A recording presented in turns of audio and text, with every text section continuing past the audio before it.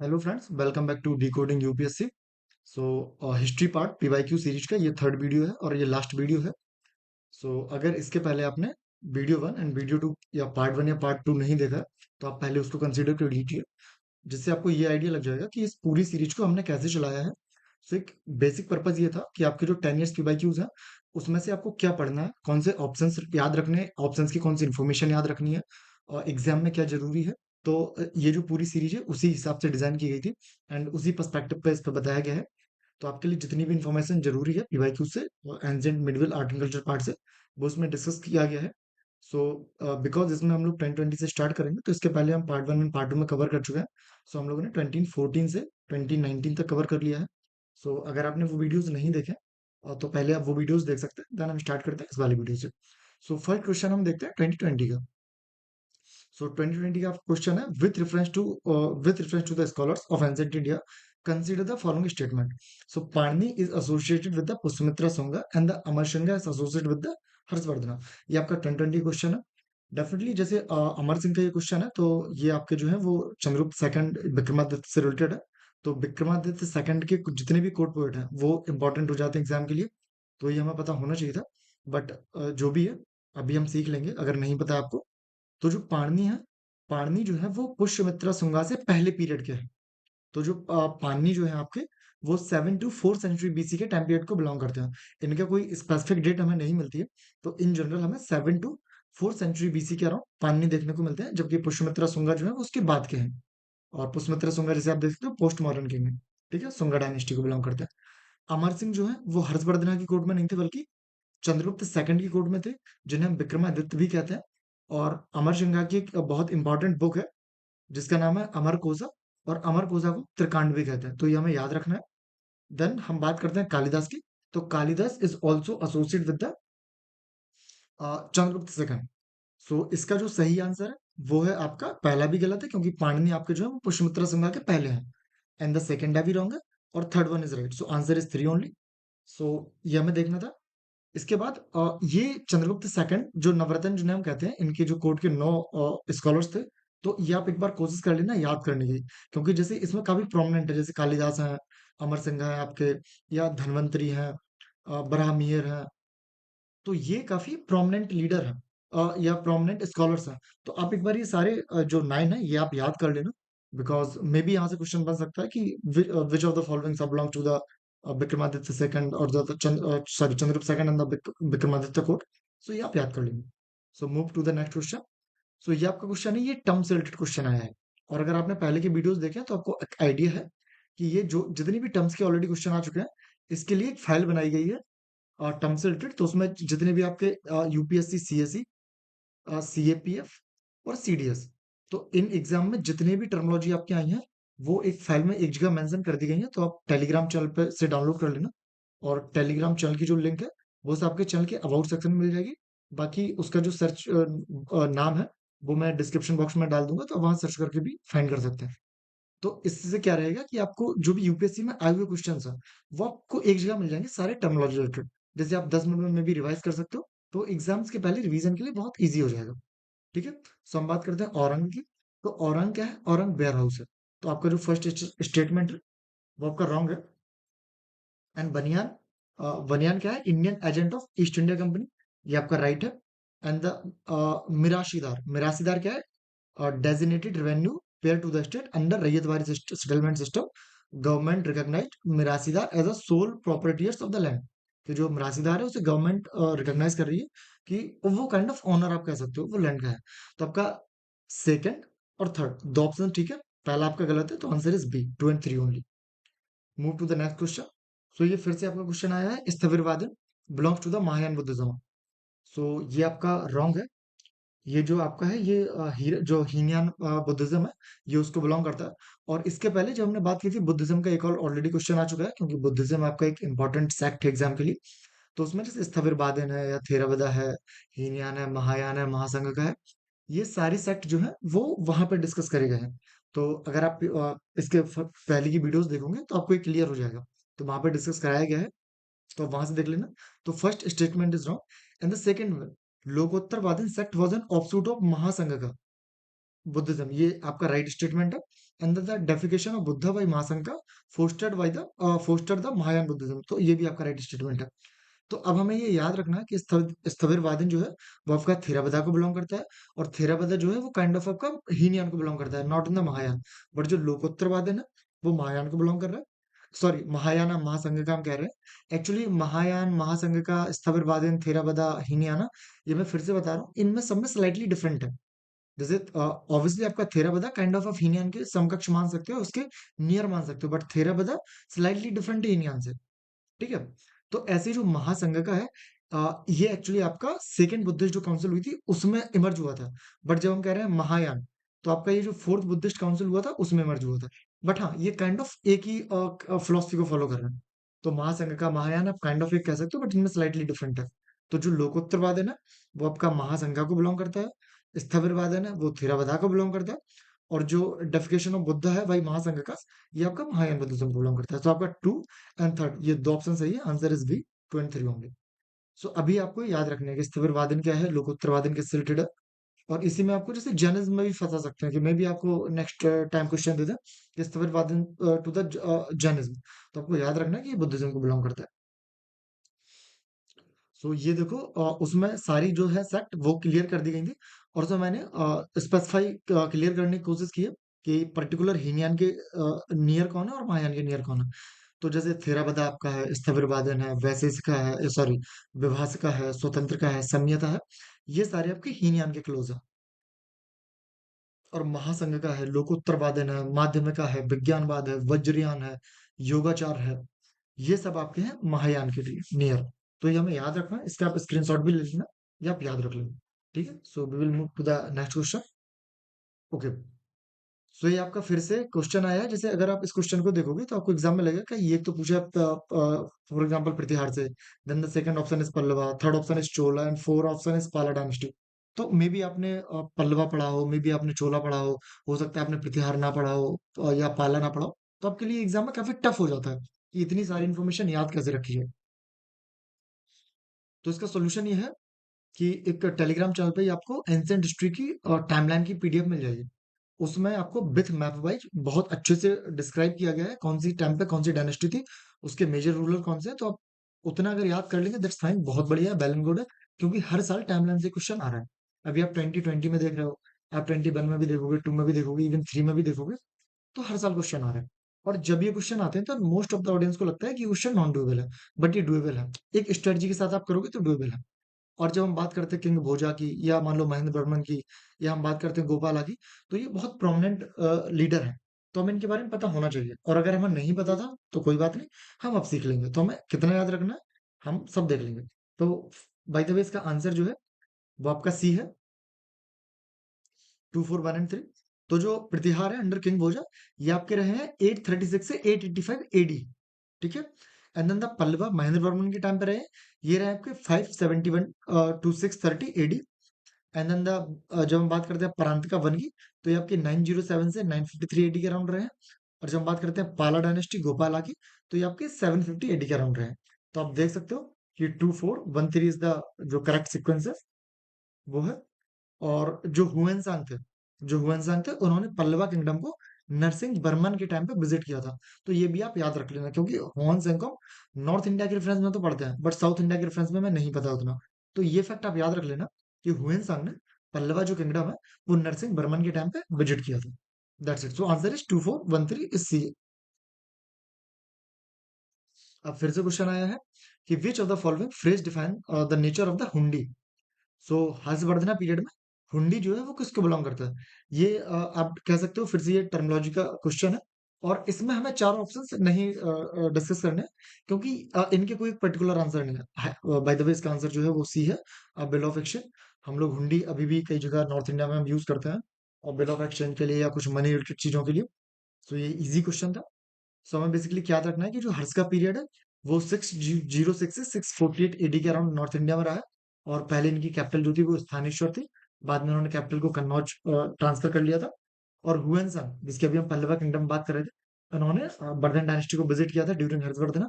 और हर्षवर्धना की जो बायोग्राफी है वो बानभट्ट ने लिखी है, जिसका नाम है हर्षचरित्र। तो हमें इतना याद रखना। ठीक है। हर्षवर्धन के बारे में ये एक्चुअली हर्षवर्धन पे पहले भी क्वेश्चन आ चुका है, तो बाकी इन्फॉर्मेशन हमने वहां डिस्कस कर रखा है। ये एक्चुअली आपका है रिगार्डिंग हुंडी। तो जब आप टर्मिनोलॉजी की पीडीएफ डाउनलोड कर लो तो आपको ये हुंडी वहां भी मिल जाएगा। सो आंसर इज सी।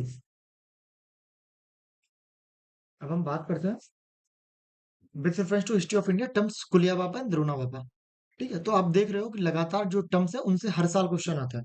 और कई बार ऐसा होगा कि जैसे सीडीएस में कोई टर्म पूछा हुआ है वो आपसे हो सकता है यूपीएससी सीएससी में पूछ ले, या सीएपीएफ का यूपीएससी सीएससी में पूछ ले, या वहां का यहाँ पूछ ले।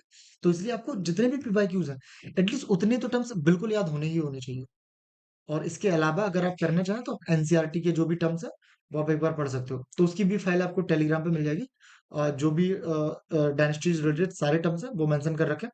बाकी आपके जैसे गुप्ता के टर्म हैं, या आपके वैदिक टर्म्स हैं, या अगर हम बात करें संगम लिटरेचर टर्म्स हैं, दिल्ली सल्तनत टर्म्स हैं, ये कुछ ज्यादा इंपॉर्टेंट टर्म्स हैं, तो इनको अच्छे से फोकस करेंगे। तो देखो ये भी हमें गुप्ता पीरियड की टर्मिनोलॉजी देखने को मिलती है। ठीक है, तो इसका जो राइट आंसर है वो है ए। तो कुलिया वापा और जो द्रोणा वापा है वो आपका मेजरमेंट ऑफ लैंड को डिस्कस करता है। और यहाँ पे जैसे जो बाप टर्म दिया हुआ है जो इसके सफिक्स में लगा हुआ है कुलिया बापा द्रोणा बापा, तो बाप का मीनिंग होता है टू शो। ठीक है, तो अभी हम और डिस्कस कर लेंगे इसका पूरा, क्योंकि अभी जैसे ये पूछ चुके हैं तो मे बी जैसे अंगुला हस्ता ये भी आपके गुप्ता पीरियड की टर्मिनोलॉजी है तो पूछ सकते हैं मे बी। तो शॉर्ट डिस्टेंस के लिए हम टर्म्स यूज कर रहे हैं अंगुला और हस्ता। तो ये कर रहे हैं अप्रॉक्स 3/4 इंचेस के लिए, ये कर रहे हैं 18 इंचेस के लिए। एंड द लार्ज डिस्टेंस के लिए तो हम द्रोणा वापा कुलिया वापा तो यूज कर ही रहे हैं, बट हम अधा वापा भी यूज कर रहे हैं। तो अधा वापा द्रोणा वापा और कुलिया वापा ये हम लार्ज डिस्टेंस के लिए यूज कर रहे हैं। शॉर्ट डिस्टेंस के लिए हम यूज कर रहे हैं अंगुला और हस्ता। सो अधोवापा का जो डिस्टेंस है वो आप देख सकते हो 3/8 हाफ एकड़ के राउंड है। फिर देन द्रोणावापा में वो सारी लैंड है जो 1.5 एकड़ से 2 एकड़ के बीच में आती है, एंड 12 to 16 एकड़। उसके लिए हम कुलियावापा जो टर्म है वो यूज कर रहे हैं। तो अब हम नेक्स्ट क्वेश्चन पे मूव करेंगे। सो अब इसमें फिर से क्वेश्चन आया कि whosoever praise his religious sect or blame other sect out of excessive devotion or to his own sect with the view of glorifying his own sect, he rather injures his own sect very severely. So ये basically एक theme है या kind of message है जिसमें लिखा है कि कोई भी बंदा जो अपने लाइक रिलीजियस सेक्ट को लेकर बहुत ज्यादा पर्टिकुलर है, दूसरों को हमेशा ब्लेम करता रहता है, या अपने में ही बहुत लाइक डिवोशन और ग्लोरीफाइंग करता रहता है, तो एक्चुअली वो अपने सेक्ट को बहुत ज्यादा प्रमोट नहीं कर रहा है, रेदर वो इंजर कर रहा है। तो ये हमें कहाँ से देखने को मिलता है? तो ये जो हमें वो अशोकन इंस्क्रिप्शन से देखने को मिलता है। तो आपके लिए एक मान लो टिप्स से ट्रिक्स कुछ भी मान लो कि जब भी अगर कोई भी इंस्क्रिप्शन से रिलेटेड क्वेश्चन आएगा और अगर आपको आंसर्स ना पता हो और अगर उसमें अशोका ऑप्शन हो तो आप उसको मार देना, 90% ही सही होगा। मैं गारंटी नहीं ले रहा हूँ कि वो 100% होगा, पर 90% सही होगा। आपको कंफ्यूज नहीं रहना। अगर आपको पता है फॉर एग्जाम्पल अगर ये आपको पता है कि जैसे प्रयाग प्रशस्ति है जो समुद्रगुप्त के बारे में है, कि अगर ये प्रयाग प्रशस्ति का पार्ट है, ठीक है, तो डेफिनेटली आप समुद्रगुप्त आंसर कर देंगे। बट अगर आपको नहीं पता है और अशोका ऑप्शन है तो फिर आप अशोका जाए, वो 90% केसेस में सही होगा। और यहाँ भी जो आंसर है वो आपका अशोका है। तो अशोका के लिए एक्चुअली एडिक्ट्स और जो भी इनके इंस्क्रिप्शन है वो इंपॉर्टेंट है। तो एडिक्ट्स की जो भी लोकेशन है अगर हम पहले क्वेश्चन देखेंगे तो पहले पार्ट्स में एक मैप मैंने आपको दे रखा है। तो उस मैप में जितनी भी एडिक्ट्स है वो सारी लोकेशन हमें याद रखनी है। इंस्क्रिप्शन का हमें लोकेशंस और ब्रीफ आइडिया कि वो किसके रिगार्डिंग है, दैट्स इट। इतना हमें याद रखना। प्लस कहाँ से अशोक का नाम क्या मिला, कहीं देवनाम पिया पियादसी मिला, कहीं देवनाम मिला, कहीं खुद अशोका रान्यो अशोका मिला, तो ये कहाँ से मिला ये हमें जानकारी रखनी। तो answer is a Ashoka. So we will move to the next part. So with reference to the history of India consider the following part. अब इसमें क्या है, फेमस प्लेस और आपके करंट के जो स्टेट है वो पूछे गए हैं। तो ऐसे क्वेश्चंस इसके पहले भी पूछे जा चुके हैं। तो ये एक्चुअली जैसे जो है हिस्टोरिक पार्ट है तो एटलीस्ट आपको पता होना चाहिए। तो ये काइंड ऑफ इजी तो नहीं कह सकते, बट हाँ बहुत टफ भी नहीं है, ये एग्जाम में क्वेश्चन हो जाता है। तो इसका आंसर है 1 एंड 3। तो भिलसा जो है वो एमपी को बिलोंग करता है एंड गिरिनगर जो है वो गुजरात को बिलोंग करता है। तो अभी कोई बात नहीं, अगर आपको नहीं पता था तो अब पता कर लो क्योंकि मे बी क्वेश्चंस फिर से बन सकता है इस पर। ठीक है, तो भिलसा जो है वो एमपी को बिलोंग करता है और सुंगा डायनेस्टी के टाइम पे एक प्रोमिनेंट सिटी रही है। द्वार समुद्रम जो है वो आपका महाराष्ट्र में ना होकर कर्नाटका में है, और ये होयसलास की कैपिटल रही है। होयसलास पर भी क्वेश्चन आ चुका है टाइमलाइन पर। ठीक है, गिरिनगर जो है वो गुजरात में है और जूनागढ़ डिस्ट्रिक्ट में बिलोंग करता है। देन हम बात कर रहे हैं स्थानेश्वरा की। तो अभी जब हमने हरसा की बात करी थी, हर्षवर्धना की, तो हर्षवर्धना की कैपिटल रही है स्थानेश्वर, और आपके हरियाणा में बिलोंग करता है। तो अगर आपको हरसा को अगर आपने पढ़ा होता तो डेफिनेटली आप ये फोर्थ एलिमिनेट कर देते। तो अब वन 1 एंड 3 एंड 2 एंड 3 50-50 पे आप आ जाते हैं। और भिलसा तो सभी को पता है कि एमपी में है, तो ये आप डेफिनेटली आंसर निकाल लेते। तो जो स्थानेश्वर है वो हरियाणा में है। और पांडवा, एक्चुअली स्थानेश्वर का अपने जो एपिक्स है उनमें भी बहुत इंपॉर्टेंट है, या अपना जो सनातन रिलीजन है उसमें भी बहुत इंपॉर्टेंस है। और माना जाता है कि स्थानेश्वर वही जगह है जहां पे जो पांडवास थे उन्होंने लॉर्ड शिवा को प्रेड किया था। तो राइट आंसर जो इसका 1 एंड 3 है। Okay, so we will move to the next question with reference to the period of the Gupta dynasty. देखो फिर से गुप्ता डायनेस्टी से क्वेश्चन आया है, तो गुप्ता डायनेस्टी से टर्म्स रिलेटेड क्वेश्चन आ रहे हैं, फोर्ट से रिलेटेड क्वेश्चन आ रहे हैं। तो यहाँ पे पूछा है जो टाउन्स है वो घंटासाला, करुनाड, चौल, वरनॉनेस कि ये क्या थे। तो ये बेसिकली आपके पोर्ट हैंडलिंग सिटीज थे। ठीक है, तो ये हमें याद रखना है कि घंटासाला, करदान एंड चोल, या चाउल जिसे हम कहते हैं, ये सब पोर्ट्स थे और गुप्ता पीरियड के टाइम पे थे, और तीनों नाम में बिल्कुल याद रखना है। ठीक है, और इसमें जो अदर ऑप्शन है उनको डिस्कस कराने कोई लॉजिक है नहीं, क्योंकि उनकी राइट सिंगल आंसर नहीं। तो आंसर इज फर्स्ट। तो हम डिस्कस कर लेते हैं एंसेंट पोर्ट, जो एंसेंट इंपॉर्टेंट पोर्ट है, तो उनका करंट लोकेशन, क्योंकि एक बार आपका जैसे गुप्ता के रिगार्डिंग क्वेश्चन पूछा, तो ये मे भी आगे पूछ सकता है। ठीक है, तो हम ये ब्रीफली डिस्कस कर लेंगे। अर्कामेदु इंपॉर्टेंट पोर्ट है, ये आपका पुदुचेरी में है। एंड द भरूच आपका गुजरात में है। कालीकट आपका केरला में है। लोथल गुजरात में है। मुजरिस केरला में है। फूमपुहार, जैसे अभी ये क्वेश्चन पूछ चुका है फिर से अभी, तमिलनाडु में है। तूतीकोरन तमिलनाडु में है। एंड द ताम्रलिप्ति बंगाल में है।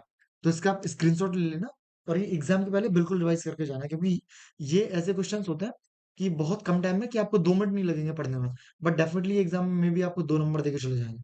ठीक है, और +2 यूपीएससी प्रीलिम्स में बहुत बड़ा नंबर होता है, तो हमें याद रखना। तो ऐसे हमें पीवाईक्यूज को डिकोड करना है कि कहाँ से क्वेश्चंस फ्यूचर क्वेश्चंस बन सकते हैं, कहाँ से जो आपके प्रीवियस ईयर क्वेश्चंस है वो रिपीट हो सकते हैं, उनकी क्या इंपॉर्टेंस है। तो हमें इतनी इन्फॉर्मेशन के साथ ही सारे क्वेश्चंस को रिवाइज करना, लर्न करना। ठीक है, अब हम बात करते हैं नेक्स्ट क्वेश्चन की। So with reference to the cultural history of India consider the following part. ये आप देख रहे हो फिर से आपका ये टर्मोलॉजी से रिलेटेड क्वेश्चन है, और ये आपके फिर से बुद्धिज्म पे क्वेश्चन आ रहे हैं। तो बुद्धिज्म से लगातार क्वेश्चन आ रहे हैं, जैनिज्म से भी क्वेश्चन आते हैं, गुप्ता पीरियड से लगातार क्वेश्चन आ रहे हैं।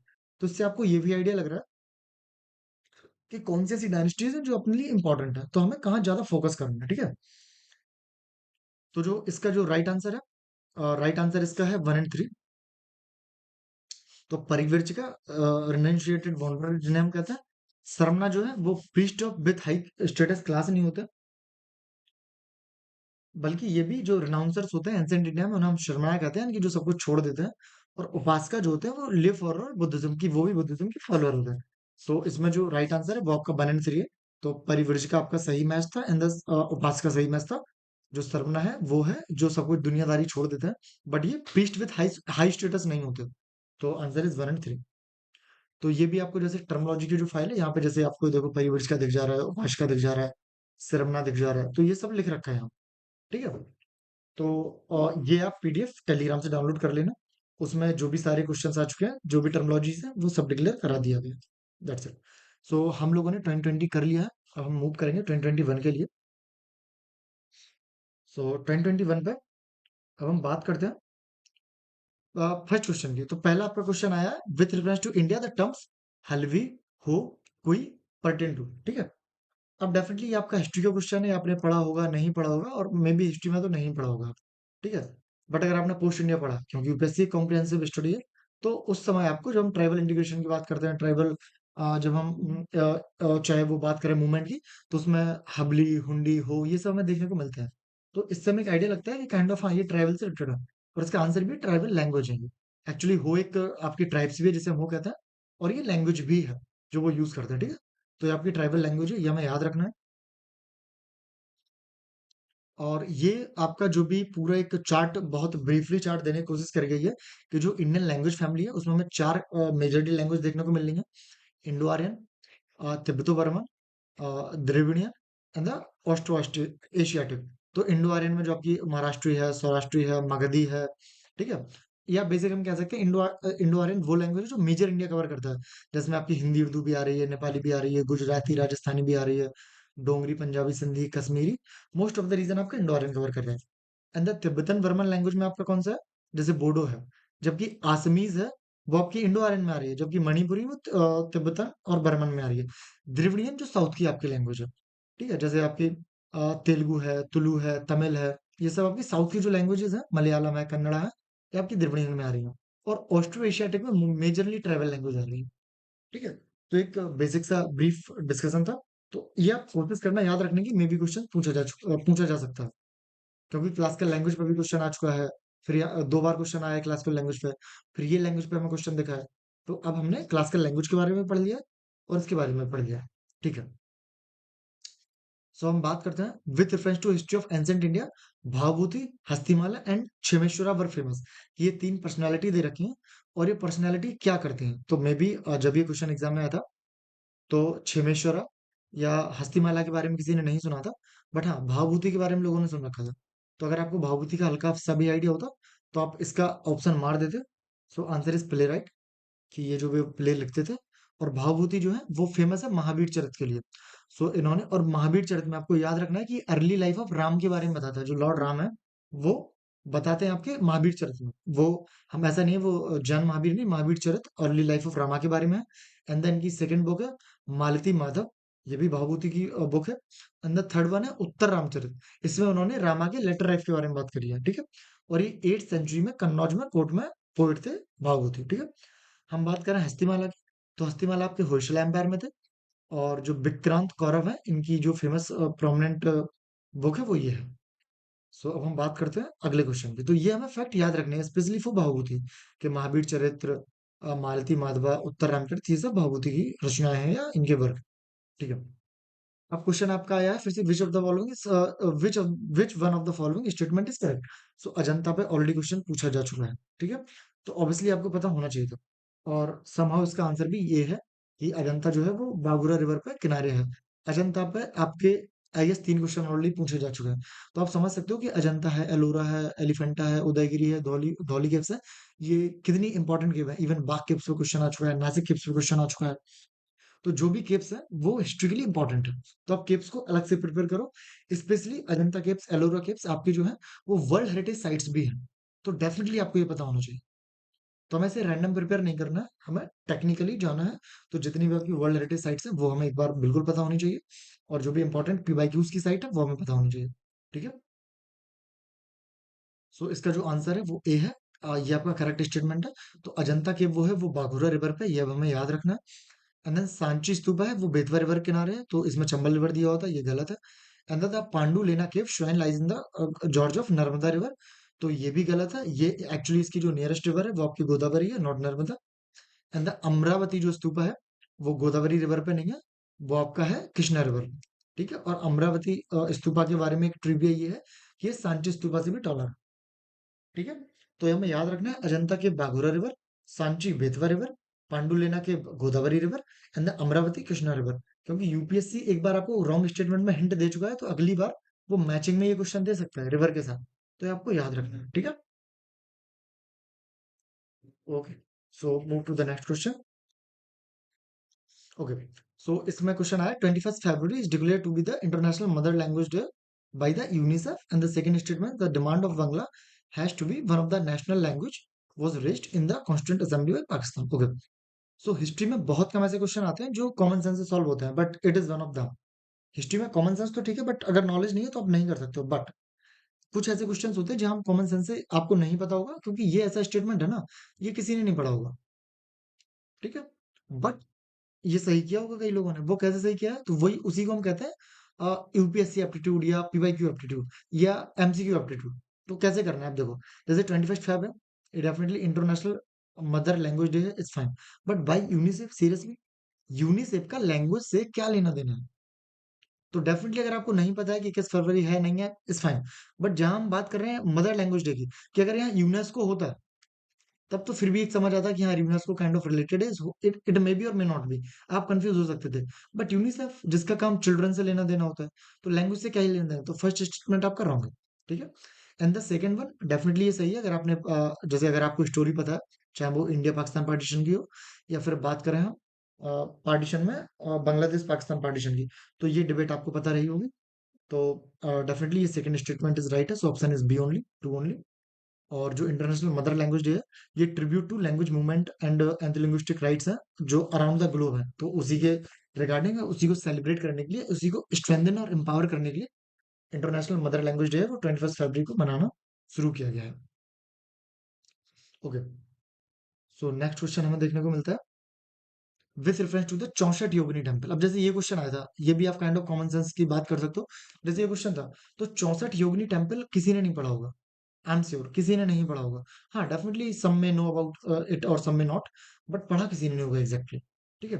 या इसके पहले जब भी टेम्पल्स आए हैं, एक ओमकारेश्वर वाला भी क्वेश्चन आ चुका है, अमरकंटक वाला, तो वो भी कॉमन सेंस से ही सॉल्व हो गया था। तो अब ऐसा नहीं है कि आप टेम्पल्स लेके बैठ जाओगे।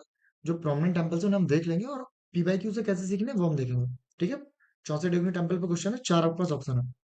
फर्स्ट स्टेटमेंट आपका है कि it is a circular temple built during the reign of Kachchhapaghata dynasty, may be may not be, I don't know, और आई मे नो। ठीक है। The second one, it is the only circular temple built in India. तो जब भी हमें only, never, extreme, largely, greatly ऐसे terms देखने को मिलेंगे, तो ये तो नहीं है कि वो 90% तो ऑब्वियसली गलत होता है, बट वो हमेशा गलत नहीं होते, तो उन पर हम फोकस एटलीस्ट कर लेंगे। तो it is the only circular temple built in India. तो ये थोड़ा सा एक्सट्रीम स्टेटमेंट लग रहा है कि यार इंडिया इतना बड़ा है, और ऐसा नहीं होगा कि सिर्फ यही एक टेम्पल होगा। कहीं ना कहीं कोई कोई बहुत सारे टेम्पल या कोई छोटा मोटा टेम्पल तो हो ही सकता है जो सर्कुलर हो सकता था। ठीक है। तो ओनली टेम्पल है, तो ये स्टेटमेंट आपका हमें गलत कर देना चाहिए था। तो जैसे ही आप एलिमिनेट करते हैं, अब फोर आंसर पर पहुंच जाते हैं। ठीक है। तो हमें नहीं पता कि ये वैष्णवाई कल्ट पे है किस पे, बट डेफिनेटली यहाँ से आंसर आ रहा है। तो ऐसे हमें कॉमन सेंस का यूज करके हम कर लेते। बाकी 64 में आपने कुछ पता हो ना पता हो, ये स्टेटमेंट डेफिनेटली आपको पता होना चाहिए था कि it is design has given rise to popular believe that it was inspired behind the Indian parliament building. कि जो इंडियन पार्लियामेंट की ओल्ड बिल्डिंग है, अभी तो सेंट्रल विस्टा में और न्यू बिल्डिंग बन गई है ऐसी, और जो ओल्ड अपनी पार्लियामेंट बिल्डिंग है, तो वो 64 टेम्पल से इंस्पायर है। ये आपको पता होना चाहिए था। सो आंसर इज 1 एंड 4, और नहीं पता था तो अभी आप पता कर लो। ठीक है। So we will move to the next question. So आपका क्वेश्चन आया है, which one of the following ancient town is well known for the elaborate system of the water harvesting and management by building a series of dams channelizing water into the water reserve। So simple सा answer इसका धौलावीरा, और ये news में भी था क्योंकि ये recently world heritage site आपकी बनी थी। सो ये न्यूज में था, आंसर इज धौलावीरा। सो अब हमें क्या याद करना है इसमें, जैसे इसमें चार ऑप्शन है तो उनको हम थोड़ा थोड़ा देख लेते हैं। सो धौलावीरा जो आपका वर्ल्ड हेरिटेज साइट है, गुजरात में सिचुएटेड है। एंड देन द कालीबंगन जो है वो आपका राजस्थान में है, और कालीबंगन से हमें पोट्री और ब्लैक बेंगल्स देखने को मिली है। And then the Rakhigarhi, Rakhigarhi आपका हरियाणा में है। और ये इंडियन सब कॉन्टिनेंट में, पर्टिकुलर इंडिया में आप कह सकते हो बिगेस्ट टाउनशिप हमें देखने को मिली है। और रोपर जो है वो पंजाब में है। तो हमें याद रखना है कि धौलावीरा गुजरात में है, कालीबंगन राजस्थान में है, राखीगढ़ी हरियाणा में है, एंड द रोपर पंजाब में है। सो ये हमें बस याद रखना है, आंसर इज धौलावीरा ए। ठीक है। So we will move to the next question.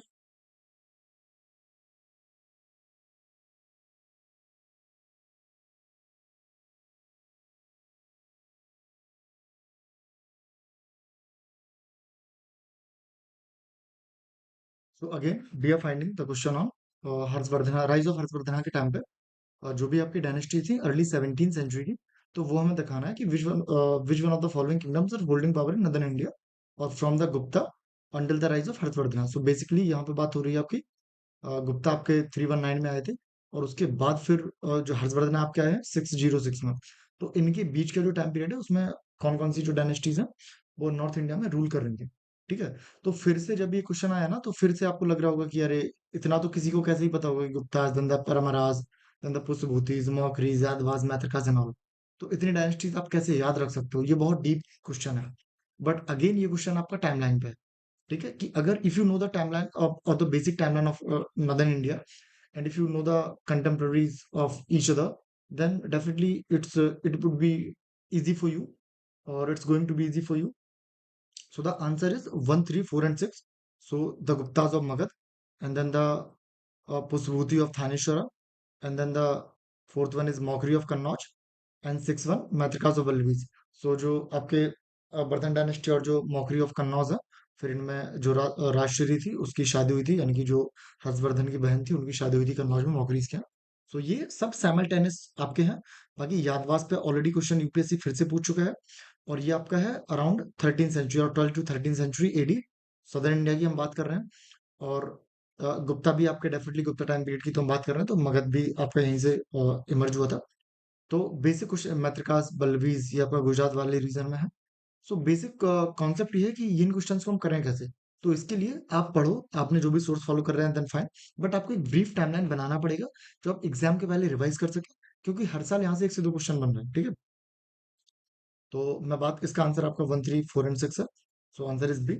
जैसे फॉर एग्जांपल ये हम बात करते हैं इस टाइम पीरियड की, जब हम नॉर्थ इंडिया साउथ इंडिया की बात कर रहे हैं, तो उसमें आपकी वर्धन डायनेस्टीज है, मौर्य ऑफ कन्नौज है, गौड़ ऑफ बंगाल है, मैत्रिकास ऑफ बल्बीज हैं, एंड देन द पल्लवाज आपके हैं, चालुक्यास बादामी है, revival of Pandyas and Cheras जो आपके संगम पीरियड के हैं, वो वापस फिर से यहाँ पे रिवाइव हुए हैं। तो ये आपको मैंने कोशिश की है कि आपको एक ही टाइम फ्रेम में, इसमें मैप भी ये टाइमलाइन का ही एक स्क्रीनशॉट है जो टाइमलाइन के नोट्स बनाए हैं। इसी में आपके मैप्स जो भी रिलेटेड मैप्स हैं वो सब इंक्लूड किए गए हैं, जिससे आपको एक आइडिया रहे कि कौन से टाइम पीरियड में इंडिया में कौन सी डायनेस्टीज रूल कर रही थी एक्चुअली साइमल्टेनियसली, और मैप से आपको प्रॉपर समझ आ जाएगा।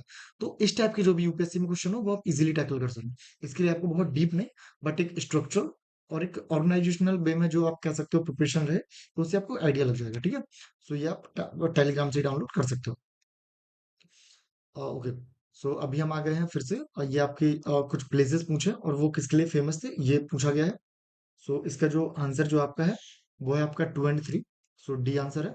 तो जो आपका चंद्र केटुगढ़ है वो आपका टेराकोटा आर्ट के लिए फेमस है, और ये वेस्ट बंगाल में है। ये हमें याद रखना है, क्योंकि एक बार जैसे फॉर एग्जांपल आपका आर्ट के लिए पूछा गया, तो प्रेजेंट स्टेट या करंट लोकेशन के लिए भी पूछा जा सकता है। ठीक है, और जब अभी भी ये एग्जाम क्वेश्चन आएगा ना, तो फिर से बच्चों को नया लगेगा, क्योंकि चंद्र केटुगढ़ किसी ने नहीं सुन रखा था। बट डेफिनेटली पीवाई की आ चुका है, तो फिर से क्वेश्चन बन सकते हैं और आपके लिए इजी हो जाएगा। ठीक है, तो वुरजोम बहुत प्रोमिनेंट साइट है न्यूलिथिक कल्चर की, और यहाँ से हमें स्टोन एंड बोन टूल्स मिले हैं, और ये कश्मीर रीजन में है। और चंद्रा केटुगढ़ वेस्ट बंगाल रीजन में, द गणेश्वरम ये आपका जो है वो जोधपुर रीजन में, और ये कॉपर आर्टिफैक्ट के लिए जाना जाता है। सो answer is D 2 and 3। And now, so in reference to history of ancient India, which one of the following statements are correct? So basically ये इंडियन लॉ उस समय कैसे थे उन पे बात कर रहा है। इंडियन लॉ या बेसिकली आप हिंदू लॉ कह सकते हो।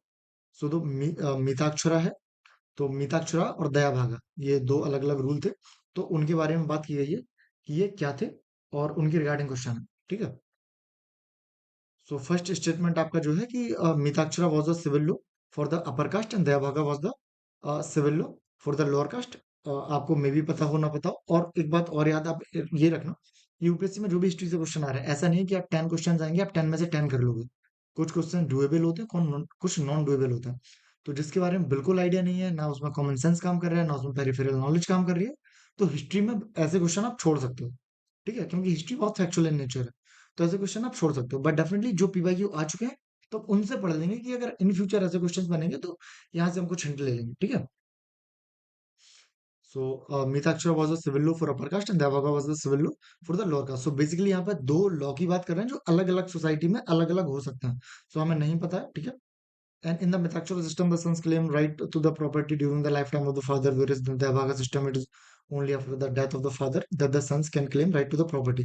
So ये right answer है और right option है। So basically इसका मतलब क्या है कि जो मिताक्षरा सिस्टम है इसमें क्या है कि जो सन है वो, जब उसका फादर है वो लाइक अलाइव है, तब भी वो क्लेम कर सकता है right to property. But Dayabhaga system में once the father has died तभी आप क्लेम कर पाओगे अपनी राइट टू प्रॉपर्टी को। ठीक है, ऐसा नहीं है कि फादर जब आपके अलाइव है तब आप उनसे प्रॉपर्टी ले लोगे, तो आप नहीं कर सकते हो दयाभागा सिस्टम में। ठीक है, और फिर से तीसरा स्टेटमेंट है एक्चुअली पहला रॉन्ग है, और थर्ड भी रॉन्ग है। अभी हम डिस्कस भी कर लेंगे कि मिताक्षर और दयाभागा क्या है, इसमें क्या हमें याद रखना है। तो Mitakshara system deals with the matters related to the property held by the male member only of family. तो इसमें मेल मेंबर ओनली की बात कर रहे हैं, यानी कि डिस्क्रिमिनेशन की बात कर रहे हैं कि केवल मेल्स को राइट है फीमेल्स को राइट नहीं है। और दयाभागा सिस्टम जो है वो बोथ मेल एंड फीमेल की बात कर रहा है, तो ये भी आपका गलत है। इन दोनों में डिफरेंस क्या है? तो राइट आंसर इसका बी है। इन दोनों में डिफरेंस क्या है ये हम समझ लेते हैं। So Mitakshara law school and Dayabhaga law school. ठीक है, हिंदू लॉ में तो जो मिताक्षरा है ये drive from the name of commentary written by the Vijnaneshwara Yajnavalkya Smriti. तो यज्ञवाल्क्य स्मृति पे जो कमेंट्री लिखी गई थी विज्ञानेश्वर के द्वारा, वहीं से हम इसका नाम ड्राइव करते हैं मिताक्षरा स्कूल। ठीक है, और it observe all parts of India. तो इसको हम जो इंडिया के सारे पार्ट्स हैं उसमें देख रहे हैं। स्पेशली हमने इसको डिवाइड कर रखा है बनारस, मिथिला और महाराष्ट्र और द्रविड़ा स्कूल।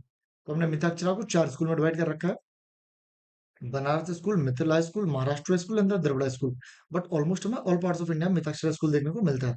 ठीक है, तो इसमें लिख रखा है a son by birth acquires as interest in the ancestral property for the joint family. कि कोई फैमिली और उसमें अगर किसी सन का बर्थ होता है, तो डेफिनेटली वो क्लेम कर लेता है अपनी जो और उसके इंटरेस्ट है या उसके जो राइट है एंसेस्ट्रल प्रॉपर्टी में, बर्थ के साथ ही उसको ये राइट मिल जाते हैं। ठीक है, और उसके बाद इसमें क्या है कि all the member enjoy the coparcenary rights during the father's life time, कि जब फादर जिंदा है तो ऑल द मेंबर्स, ऐसा नहीं सिर्फ सन के लिए, कोई भी मेंबर लाइक मेल हो फीमेल हो, सारे मेंबर्स जो है फादर्स के लाइफ टाइम में ही जो राइट्स है वो एंजॉय कर रहे होते हैं। और ये क्या है कि जो भी उसके बेनिफिशियरीज बेसिकली हैं, उनके जो शेयर होते हैं वो डिफाइन नहीं होते और वो डिस्पोज्ड भी नहीं कर रखे होते, बट डेफिनेटली उनके सबके जॉइंट इंटरेस्ट होते हैं। तो ऐसा नहीं है कि इसका ये है, बट डेफिनेटली सबका कुछ ना कुछ राइट्स होता है, ठीक है। और उसमें एक और ये था कि जो वाइफ है वो can not demand partition but has right to share in any partition between the husband and son, कि जो वाइफ है वो पार्टीशन डिमांड तो नहीं कर सकती है, बट हस्बैंड के जो राइट है या उसके सन के जो राइट है, उनमें जो अपने राइट्स है वो क्लेम कर सकती है। सो ठीक है, ये मिताक्षरा लॉ ऑफ स्कूल का। अब हम बात करते हैं दया भागा की। तो दया भागा जो है वो एक जिमंत वाहन टेक्स्ट था, सॉरी एक टेक्स्ट था जो जिमंत वाहन ने लिखा था, उसी से अपना जो नाम है वो ड्राइव करता है। और ये बंगाल और असम वाले रीजन में हमें देखने को मिलता है। और इसमें क्या है, a son has no automatic ownership right by birth but acquires on death of his father, कि जब किसी सन का बर्थ होता है तो ऐसा नहीं कि उसके पास ऑटोमेटिक राइट्स आ जाते हैं उसके एंसेस्ट्रल प्रॉपर्टी में, but once the father father has died, और वंस द फादर डाइड, कि जैसे ही फादर खत्म होंगे देन उसका जो राइट्स है वो उसके पास आ जाएंगे, बट बर्थ से उसे राइट नहीं मिलता, ठीक है। और son do not enjoy cooperative right when the father is alive, definitely वही हम बात कर रहे हैं कि जो सन के पास है वो उसके पास राइट्स नहीं आते हैं जब फादर जिंदा होता है, ठीक है। और जो शेयर है वो फादर के डेथ के बाद होगा, और ये सबका डिफाइन कर दिया जाएगा कि आपको इतना मिलेगा, आपको इतना मिलेगा, और वो डिस्पोज भी कर सकते हैं, ठीक है। Here the same right does not exist for the women because the son can not demand partition as father is the absolute owner. तो फादर एब्सोल्यूट ओनर है, सन डिमांड नहीं कर पा रहा, तो फीमेल भी डिमांड नहीं कर पाएंगे। तो जो वुमेन्स के राइट है वो दयाभागा में नहीं है, बट मिताक्षरा में है, ठीक है। तो हम यहाँ पे देख सकते थे कि Mitakshara system the son can claim the right of the property during the life of father, मतलब Dayabhaga system only father death, ये सही था। मिताक्षरा में मेल ओनली के पास है, नहीं ऐसा कुछ नहीं है, मेल और फीमेल दोनों के पास है। तो आपका थर्ड स्टेटमेंट गलत है, और इसका अपर कास्ट और लोअर कास्ट से कोई लेना देना नहीं है। तो first statement is wrong and the third statement is wrong, so second one is right, answer is two only. Okay, so अभी आपका ये क्वेश्चन आ चुका है। ये क्वेश्चन आपका पूछा जा चुका है एक्चुअली दिल्ली सल्तनत के टाइम पे, कि दिल्ली सल्तनत के टाइम पे जो भी लैंड का जो भी डिवीजन था वो किस बेसिस पे था, इक्ता सरकार सूबा, उस पर क्वेश्चन आ चुका है। अभी आया है एक्चुअली मुगल पीरियड के टाइम पे। सो मुगल एम्पायर में हमने ऐसे डिवाइड कर रखा है। सो इसका आया था कि असेंडिंग ऑर्डर में हमें बताना है कि कौन सबसे बड़ा है, फिर कैसे वो असेंडिंग ऑर्डर में है। तो सबसे पहले असेंडिंग ऑर्डर में पहले परगना आएगा आपका, देन द सरकार आएगा, देन द सूबा आएगा, ठीक है। तो ये हमें देखने को मिलता है मुगल पीरियड में। सो इसका जो राइट आंसर है वो आपका ए है। और ये हम एक्चुअली उसका देख सकते हैं कि सबसे बड़ा सूबा होता है, देन द सरकार होता है, देन द परगना होता है, देन द विलेजेस होता है, ठीक है। तो ये एक सीक्वेंस है। और एक टर्म्स आपको और देखने को मिलेगा, चकला, ठीक है, जो सूबा और परगना के बीच में ही होता है, बट वो सरकार के इक्वल नहीं होता है, तो इसको हमें याद रखना कि जो चकला टर्म है वो भी लैंड से रिलेटेड है, और वो भी रेवेन्यू सिस्टम का ही पार्ट है, जो सूबा और परगना के बीच में है, यानी कि इसके ऊपर सूबा है नीचे परगना है, बट चकला इज नॉट इक्वल टू सरकार, ठीक है। तो याद रखना। अब इसको याद कैसे कर सकते हैं, तो इसके लिए एक निमोनिक है कि सूबे के सरकार को प्रणाम मालिक, ये आप कह सकते हो। तो सूबा, सरकार, परगना, तो सूबा के सरकार को प्रणाम। तो ऐसे आप सिक्वेंस से याद रख सकते हो। ये निमोनिक थी। So now we move to the next question.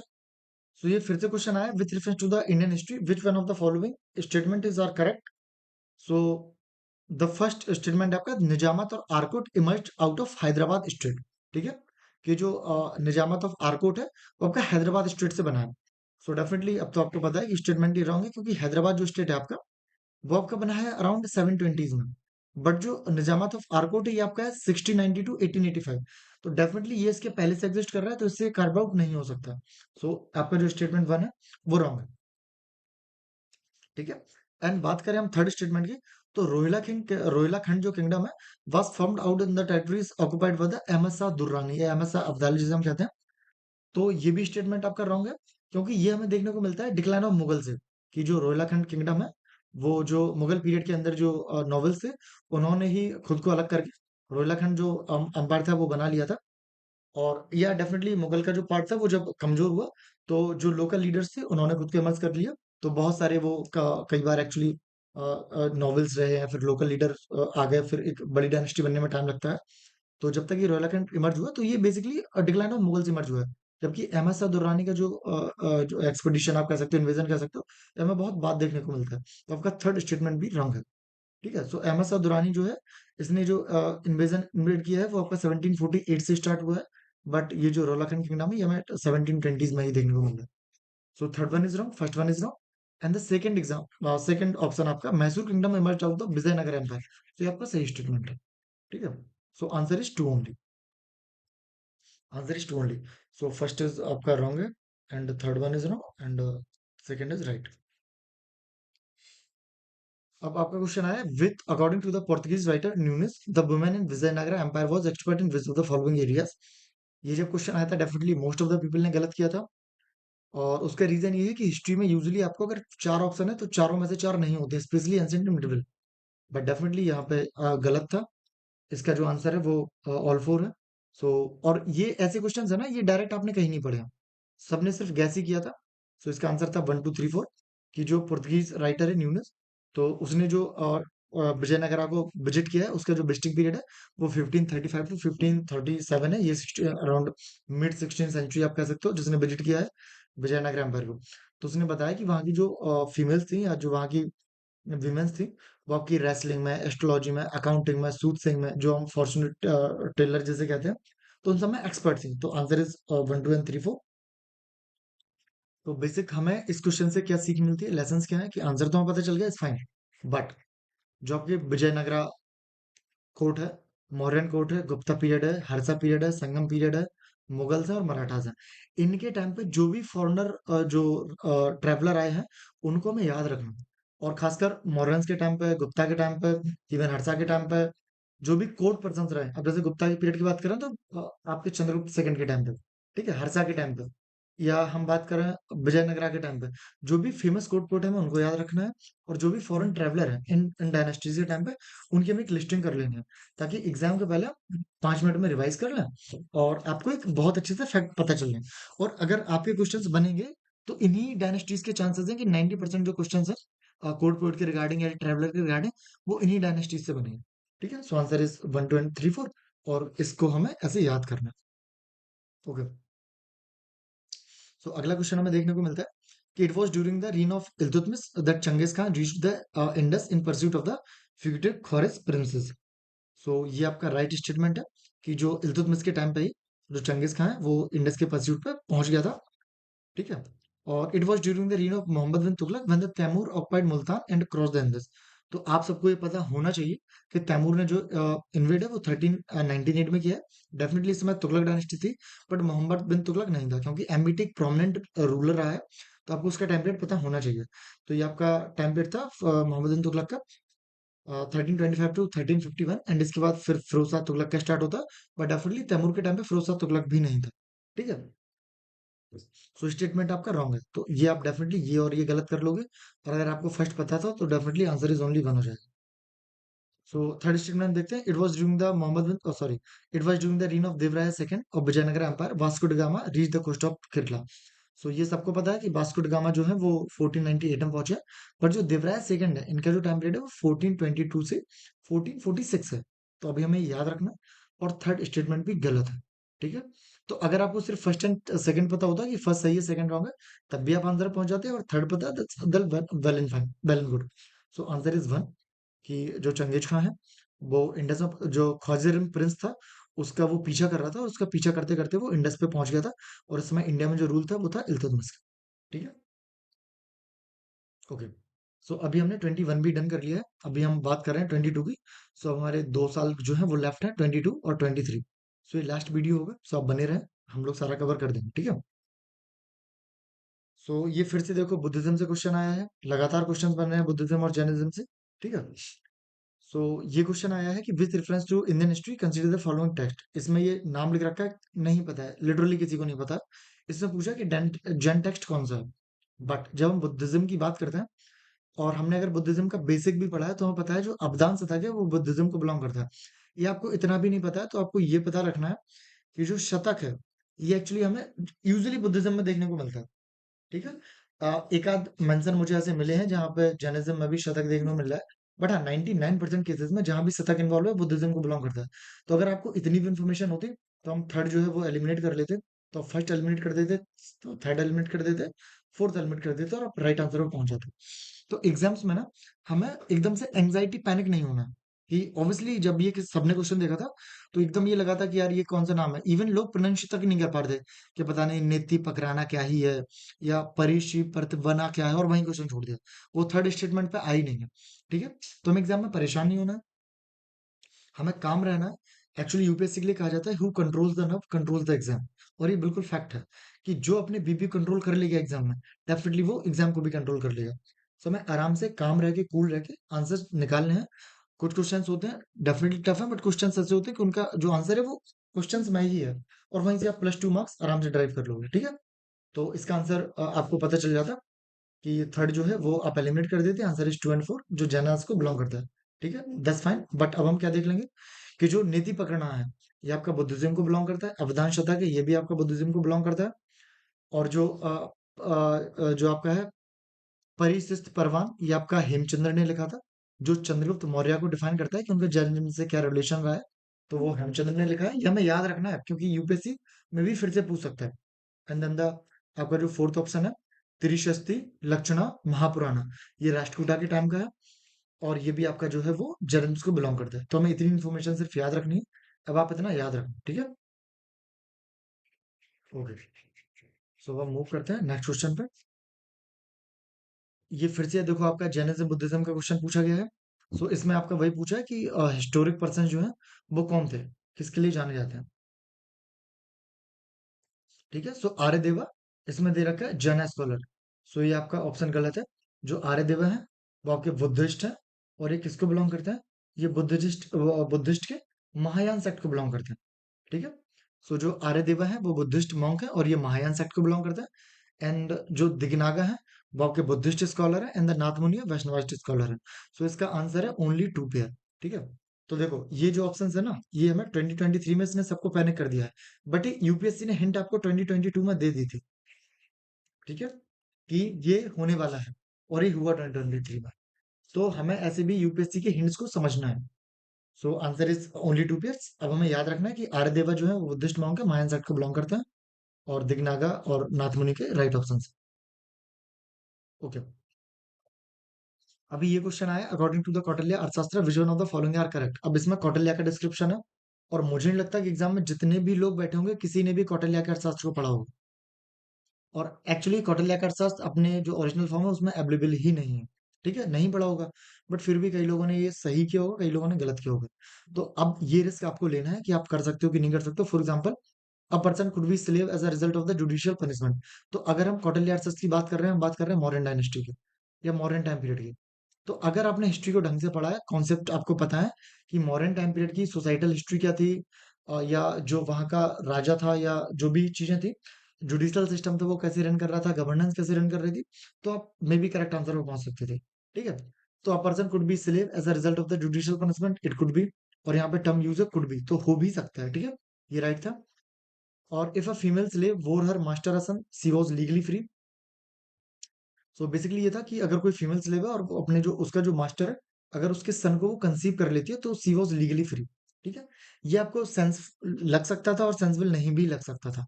If a son want to a female slave was fathered by his master, the son was entitled to the legal status of the master son. ठीक है, तो जब हम इसकी बात कर रहे हैं तो हम बात कर रहे हैं कौटिल्य की, कि कौटिल्य जो है ना वो गुड गवर्नेंस में बहुत फोकस करता था। ठीक है, ऐसा नहीं है कि आप स्लेव को एज अ स्लेव की तरह ही ट्रीट करोगे। अगर वो स्लेव इज फाइन, क्योंकि उस समय वो सोसाइटी में था और उस समय किसी को वो गलत नहीं लग रहा था। बट जो स्लेव्स है उनके भी राइट होने चाहिए। तो कौटिल्य की पॉलिसी थी गुड गवर्नेंस को लेके। तो अगर आपने कौटिल्य को थोड़ा बहुत पढ़ा होता या आपको ये पता होता वहां का मॉडर्न डायनेस्टी का थोड़ा सा भी आइडिया होता कॉन्सेप्ट का, तो डेफिनेटली आप ये आंसर कर लेते। तो इसका जो आंसर है वो है डी 1, 2 एंड 3 तीनों सही है। तो अगर कोई मास्टर है जो कोई फीमेल स्लेव है और उसके सन को कंसीव करता है, सो वो लीगली फ्री हो जाती है, ये भी आपका सही है क्योंकि उसके पास राइट है, भले वो स्लेव है। कौटिल्य गुड गवर्नेंस, और थर्ड भी सही है। सो answer is D 1, 2 and 3। But definitely tough question था। सो ये आप देख सकते हो अर्थशास्त्र के according, man could be slave इधर बाई हिमसेल्फ वॉलंटरी। ये हमारे अर्थशास्त्र में देखने को मिलता है कि कोई भी मैन, मैन का मतलब मेल फीमेल दोनों से, कि या तो वो जो है वो वॉलंटरी आपको खुद को बेच दे, तो वो स्लेव बन सकता है, उसे वॉर में कैप्चर कर लिया जाए या उसे कोई जुडिशियल पनिशमेंट मिली हो। तो वो तीनों कंडीशन में स्लेव बन सकता था। और जो अर्थशास्त्र है या जो कौटिल्य फिलॉसफी है, ये स्ट्रॉन्ग सेंटर की तरफ एडवोकेसी करता है, तो ये भी आपको याद रखना है। और इसमें मेंशन है फीमेल बॉडीगार्ड और स्पाइस का भी, जो आर्चरी में स्किल्ड है। तो अब याद रखना, ये अर्थशास्त्र में जानकारी मिलती है। फॉर एग्जाम्पल अभी क्वेश्चन पूछा है अर्थशास्त्र रिगार्डिंग, आपका पूछ चुका है विजयनगरा के रेफरेंस में फीमेल के रिगार्डिंग। मे बी आपको डायरेक्ट क्वेश्चन आ जाए मॉडर्न डायनेस्टी के रिगार्डिंग, जिसमें आपको दे रखा हो कि जो वुमेन्स है मॉडर्न पीरियड में, वो आपकी बॉडी गार्ड है, स्पाइसेस है, आर्चरी में एडवांस्ड है कि नहीं है। तो आपको याद याद रखना है। ठीक है। तो ऐसे में पीवाईक्यूज के थ्रू हिंट मिलती है कि यूपीएससी नेक्स्ट क्या पूछ सकता है। ओके। सो इससे फिर से देखो, जब अशोका का क्वेश्चन आया था तो मैंने आपको कहा था कि रॉक एडिक्ट्स है, उनकी लोकेशन और क्या है वो हमें याद रखना है। क्वेश्चन यहाँ बना है और आगे फिर बनेगा। ठीक है। सो इसमें क्वेश्चन बना है। सो इसका जो आंसर है वो आपका ओनली 2 पेयर्स है। सो इसमें जो आपका धौली है उड़ीसा को बिलोंग करता है, राइट आंसर है। इरागुडी आंध्र प्रदेश में है। एंड जऊगादा है, ये उड़ीसा को बिलोंग करता है, मध्य प्रदेश को नहीं। एंड द कालसी है, ये उत्तराखंड में ना होगा, सॉरी कर्नाटका में ना होगा, उत्तराखंड में। ठीक है। तो हमें ये चारों की लोकेशन याद रखनी है। और क्या याद रखना है कि जो धौली है वो दया रिवर के किनारे सिचुएटेड है। अब ये दया रिवर क्यों इंपॉर्टेंट है, क्योंकि जब कलिंगा वॉर हुआ था तो यही रिवर थी जो पूरी ब्लड से रेड हो गई थी। एंड देन था अशोका ने जब इसे देखा था तो उसने मन बना लिया था कि अब जो वॉर की फिलॉसफी है वो उसको छोड़ के जो रिलीजन की फिलॉसफी है उस पर फॉलो करेगा, जिसे हम धम्म घोष कहते हैं। तो उस पर वो फोकस करेगा। तो ये वो दया रिवर है जो महानदी की ट्रिब्यूटरी है। तो ये इंपॉर्टेंट है। एंड जो कालसी है वो यमुना के किनारे सिचुएटेड है। तो हमें सिर्फ इतनी इन्फॉर्मेशन याद रखनी है। तो answer is B, only 2 pairs. और ये आप देख सकते हो, इसमें ये मैप है। तो इसमें जो भी लोकेशंस आपकी ये हैं, ये सारी लोकेशंस आपको याद रखनी है। और कौन सी लोकेशन कौन से स्टेट में है ये एटलीस्ट आपको पता होना चाहिए। ठीक है। तो इस मैप का आप स्क्रीनशॉट लेके इस पे सारी लोकेशंस लिख लेना। यहाँ से इस पर्टिकुलर एक सिंगल मैप से यूपीएससी 3 क्वेश्चन पूछ चुका है। और लोगों को लगता है कि एंशिएंट हिस्ट्री बहुत डीप आ रही है, डीप नहीं आ रही है। बट उसका जो बेसिक कंपोनेंट है, जो आप पीवाईक्यू से लर्निंग लेनी है, एनालिसिस करना है, वो आप नहीं कर रहे हो, इसलिए वो आपको लग रहा है कि बहुत टफ है और ये है। बाकी डुएबल क्वेश्चंस आ रहे हैं, ऐसा नहीं है मैं आपसे अराउंड 10 आउट ऑफ 10 कर लेंगे। बट एटलीस्ट कोशिश करेंगे कि अगर जो नॉर्मल बच्चे 2 से 3 कर रहे हैं, हमें 5 से 6 करना है। उसमें पीवाईक्यूज का बहुत बड़ा रोल है, लगातार क्वेश्चन रिपीट होते हैं। ठीक है। तो अभी ये क्वेश्चन फिर से आया है संगम पीरियड से। और इसमें क्वेश्चन था आपका, विच one of the following statement about Sangam literature is in ancient south India is correct. ठीक है। सो बेसिकली संगम लिटरेचर के रिगार्डिंग जो था वो ये था कि जो सोशल क्लासिफिकेशन ऑफ वर्ण सिस्टम है, ये संगम पोइट्स को पता था। तो ये हमें कैसे पता चलता है कि संगम जो हमें लिटरेचर देखने को मिलता है, तो उनकी जो पोइट्रीज है, उनकी जो लाइक लॉन्ग पोइट्री जिसे हम कहते हैं, तो उनमें हमें कहीं ना कहीं ये वर्ण सिस्टम देखने को मिल रहा है या एक स्ट्रेटिफिकेशन देखने को मिल रहा है सोसाइटी में। तो ये हमें पता चलता है संगम लिटरेचर से। तो कैसे उन्होंने डिवाइड कर रखा है, उनके लिए क्या क्या टर्म यूज किए हैं। अब जैसे यूपीएससी एक बार पूछ चुका है बहुत की क्लासिफिकेशन, बट अब मे बी ये आपको डायरेक्ट वर्ड दे सकता है कि ये किसके रिगार्डिंग है या किस डायनेस्टी को बिलोंग करती है, इनका मीनिंग क्या है। तो अराशार जो है वो किंग्स को बिलोंग करता है, जो बैशियार्स हैं वो ट्रेडर्स कम्युनिटी को बिलोंग करता है, एंड द बेलालार्स हैं वो फार्मर्स को बिलोंग करता है। तो अब हमें ये टर्म्स याद रखना है। तो हमें सिर्फ सिर्फ आंसर पता नहीं होना चाहिए, उस आंसर से जो पोटेंशियल क्वेश्चन ड्राइव करना है वो भी हमें बनाना है। ठीक है। इसलिए ये सीरीज स्टार्ट की गई थी ताकि आपको बहुत टाइम वेस्ट ना करना पड़े और बहुत कम इन्फॉर्मेशन, बहुत कॉम्प्रिहेंसिव इन्फॉर्मेशन सिर्फ यूपीएससी के रिगार्डिंग आपको एक सटीक इन्फॉर्मेशन मिले, जिसको आप याद कर लेंगे। और डेफिनेटली यूपीएससी प्रीलिम्स में आप शायद अभी आपको ये चीज अच्छे से रियलाइज नहीं हो रही, बट प्रीलिम्स के बाद definitely you should thankful to that particular initiative. और आप होंगे यू वुड, आपको कि हाँ कि बहुत कम टाइम में बहुत अच्छे से चीजें हो गई। अदरवाइज बहुत सारे वीडियोस पढ़े जिसमें 6 6 घंटे का पढ़ाया गया, बट वो एग्जाम के टाइम आप रिवाइज भी नहीं कर सकते हो। तो उसमें बहुत कम इन्फॉर्मेशन दी गई है और सटीक इन्फॉर्मेशन की बात की गई है। अब हम बात करते हैं the world second tallest statue in the sitting pose of the Ramanujan what inaugurated by the prime minister of India. And अब इसमें डिबेट है कि रिसेंटली, ठीक है, ये करंट का क्वेश्चन है। और सब लोग आप करंट पढ़ते हो खूब, आर्ट एंड कल्चर का या कोई भी कंपाइलेशन खूब आप टाइम वेस्ट करते हो। बट अभी तक हमने इतने क्वेश्चन देखे हैं, लेस देन 2% आप कैसे क्वेश्चन होंगे जो करंट ओरिएंटेड होंगे, जबकि 98% जो है वो बेसिक सही क्वेश्चन आ रहे हैं। और हम क्या करेंगे, हम साल भर करंट पढ़ते रहते हैं, हिस्ट्री की भी करंट पढ़ रहे हैं, कह रहे ये आ जाएगा वो आ जाएगा, बट यूपीएससी नहीं पूछ रहे। इसमें भी हम देख रहे हैं कि यूपीएससी में जैसे करंट के रिगार्डिंग क्वेश्चन पूछा है रामानुजम का, कि सेकंड टॉलेस्ट स्टैचू जो बना है रामानुजम का, वो हैदराबाद में बना है, उसका रिगार्डिंग है। बट क्वेश्चन क्या है कि रामानुजम की टीचिंग क्या है। तो इसका जो बेसिक, अगर आपको फिलोसफी पता है, अगर आपको वेदांता फिलोसफी पता है, अगर आपको पता है कि रामानुजम की जो क्वालिफाइड नॉन डुअलिज्म फिलोसफी है, वो क्या है और उसका बेसिक जिस्ट क्या है, तो ये क्वेश्चन आपका फिर से बेसिक से आया है, बट हमें लग रहा है करंट से आया है। ठीक है, तो हमें बेसिक पे ज्यादा फोकस करना है। और जो इसका राइट आंसर है वो है the best means of salvation was devotion. तो हमें एक्चुअली, अच्छा चलो थोड़ा सा डिस्कस कर लेते हैं और इसके बारे में। सो ये बेसिकली हमें वेदांता फिलोसफी के अंदर स्कूल्स देखने को मिलते हैं। तो उसमें से कॉन्सेप्चुअल दो ही हैं। एक तो आपका जो जैसे हम कह रहे हैं अद्वैत वेदांत, या इसी को हम कहते हैं नॉन डुअलिज्म, अद्वैतवाद, एक ये। और इसको हम कह रहे हैं विशिष्ट अद्वैतवाद, रामानुजन। ये दो थोड़े से कॉन्सेप्चुअल है। और ये जो चार है, बस इसमें सिर्फ आपको नाम याद रखना है कि शुद्ध अद्वैतवाद जो है वो वल्लभाचार्य जी ने दिया था। अजंता वेदा वेद है जो चैतन्य महाप्रभु ने दिया था। द्वैत अद्वैत है वो निम्बार्काचार्य ने दिया था। एंड द्वैत वेदांत है वो माध्वाचार्य ने दिया था। तो ये सिर्फ आप नाम याद रखना है।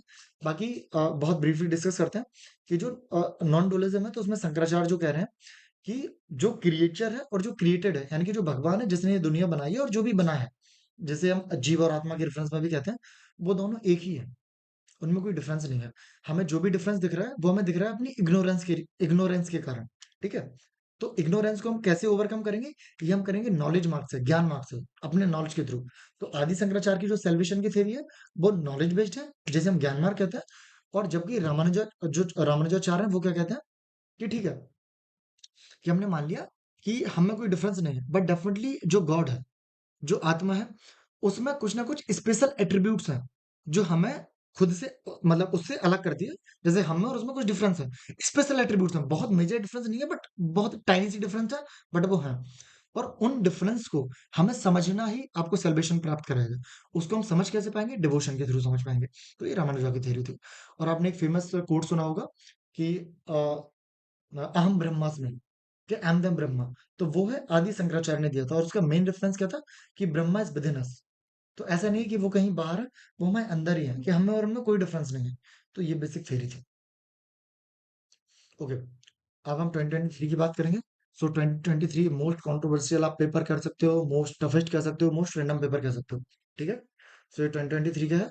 और इसमें भी आपके एंशिएंट मिडल से आपके अराउंड 9 क्वेश्चन आए हुए थे। ठीक है, तो फिर से देखो वही बात है कि डुएबल और नॉन डुएबल, कि मोस्ट ऑफ द बच्चे परेशान हो गए 2023 में। बट हमें पढ़ना कैसे है, पीवाईक्यू क्यों इंपॉर्टेंट है, अभी ये आपको और पता चलेगा। 2023 के पेपर में आपका पहला क्वेश्चन है बुद्ध, देखो ये फिर से बुद्धिज्म से क्वेश्चन आया है। तो इससे हम पता चल रहा है कि बुद्धिज्म जो है वो बहुत इंपॉर्टेंट थी। ठीक है, अब पहला स्टेटमेंट है the concept of stupa is Buddhist in origin. ठीक है, अब ये एक्चुअली आपका पीवाईक्यूज है।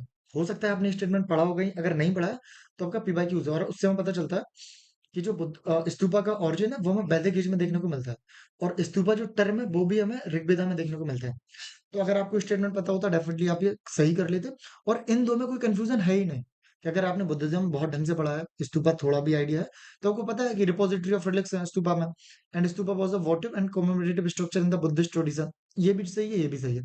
आप यहाँ कंफ्यूज हो सकते थे, बट अगर आपने पीवाईक्यूज किए होते तो कंफ्यूजन को स्कोप ही नहीं था, और आप इजीली +2 लेके आ जाते। सो आंसर इज ओनली 2। ठीक है, अब हम मूव करते हैं नेक्स्ट क्वेश्चन पे। सो अभी देखो, जब हमने बात की थी एंसेंट कोर्ट की, जो वहां पे पूछा जा चुका था, और फूमपुर, और एक्चुअली ये या मुचेरी, ये आपके संगम पीरियड को बिलोंग करता है। और जो मैंने टाइमलाइन वाला जो बता रहा था कि टाइमलाइन की जो पीडीएफ है, उसमें ये टर्म आपको देखने को मिल जाता। और डेफिनेटली वो जो टाइमलाइन बनी हुई है ना, वो आपके 2023 के पेपर के पहले की टाइमलाइन है। पीडीएफ वो पहले की है, बट वहां ये टर्म मेंशन था। अब मुझे ये क्यों पता था? क्योंकि यूपीएससी ऑलरेडी पोर्ट्स पूछ चुका है एंशिएंट हिस्ट्री के। ठीक है, तो जो भी मेजर डायनेस्टीज थी, उनके जो एक एक दो दो इंपॉर्टेंट पोर्ट्स थे, वो मैंने लिख रखे थे। और वहां से आराम से क्वेश्चन आ गया, कोर का इसमें मेंशन था। तो वो मुचरी ऑलरेडी हाँ मेंशन था, बट कोरकाई भी मेंशन है उस पीडीएफ में। संगम एज को बिलोंग करता है। तो हमें कैसे पता है? ये पता है कि यूपीएससी पूछ कैसे क्वेश्चन रहा है, एनालाइज करके। ठीक है, अब फॉर एग्जांपल जैसे कोरकाई मुझे पता है, फूमपुर या मान लो मुचरी नहीं भी पता है, तो कोरकाई एक मिल गया ना, तो आप लगा लोगे आंसर। तो इसलिए जो भी एंशिएंट पोर्ट्स है वो आप याद से रख लेना, उसका स्क्रीनशॉट ले लेना, जो भी लिस्ट थी, और उसको बार बार पढ़ जाना। वहां से क्वेश्चन बनेंगे, डेफिनेटली बनेंगे।